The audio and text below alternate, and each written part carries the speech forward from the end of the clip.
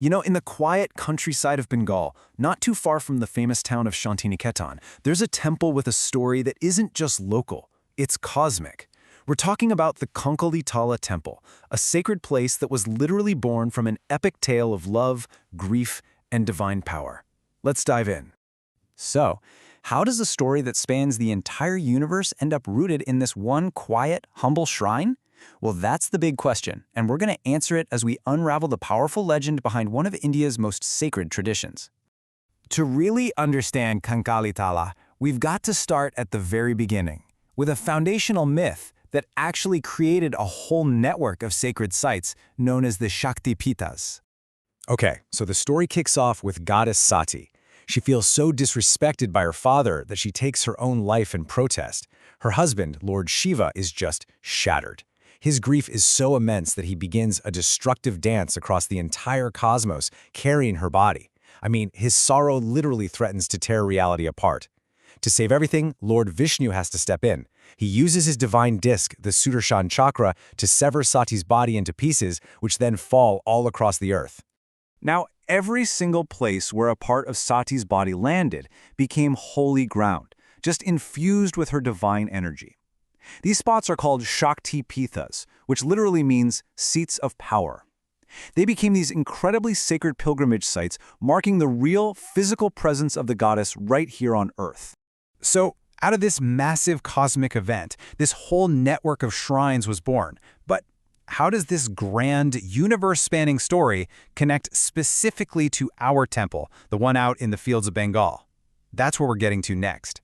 Tradition says that there are 51 of these main Shaktipithas scattered all across the Indian subcontinent, and each one corresponds to a different part of the goddess's body, creating this amazing, sacred map of devotion. And this brings us right to the temple's name.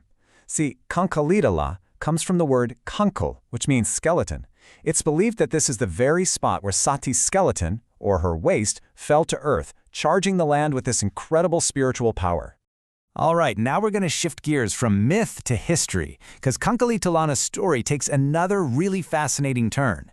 This wasn't a temple built by some great emperor trying to show off his power. Nope, its origins are a lot more humble. This site has been revered for centuries. It really started gaining importance during the medieval Bhakti movement. That was a time of this really intense personal devotion that swept across the subcontinent. And even as huge empires rose and fell, it was the local folks who kept the spirit of worship alive here. The building you see today dates back to around the 17th or 18th century. And this is what makes it so different. You have these huge state-sponsored temples that were built as symbols of a king's power. But Kankalitala? It was built and kept up by local landlords, the zamindars, along with priestly families and just the regular people from the villages around it. It's a true symbol of grassroots faith. And that really gets to the heart of its identity. The reason Kankalitala has survived and why it's so important comes directly from the people. It's a testament to a kind of worship where the community itself is the main patron. So what's it actually like to visit this unique place today? Let's take a look at the key things you'd see and feel that create its really powerful, meditative vibe.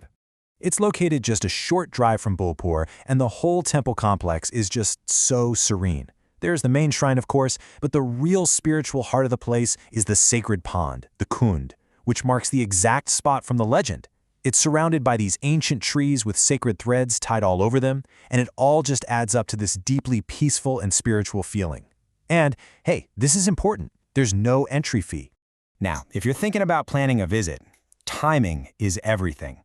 The summers in this part of the world can be incredibly hot, with temperatures shooting up to 40 degrees Celsius. So for the best, most comfortable experience, you'll definitely want to visit during the cool and pleasant winter months, between November and February.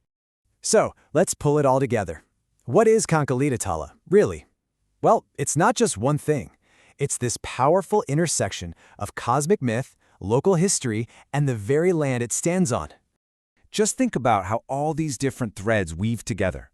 You've got the grand mythology of the Shakti Pithas. You have the unique geography of rural Bengal. You've got a history that wasn't driven by kings, but by community faith. And then you have this deep, living spirituality that makes it a quiet center for tantric practices. All of it comes together right here, making this place one of a kind. So in the end, Kankalitala is so much more than just a temple. It's a living bridge, connecting this timeless, epic story from the heavens directly to the soil of Bengal, kept alive by generations of unwavering belief.